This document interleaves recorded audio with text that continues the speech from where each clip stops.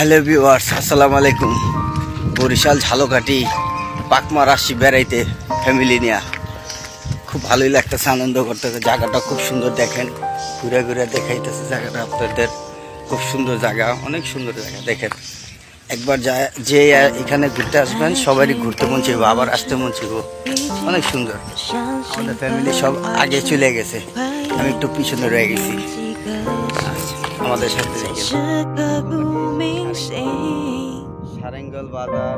若能回到冰河时期，多想把你抱进处理。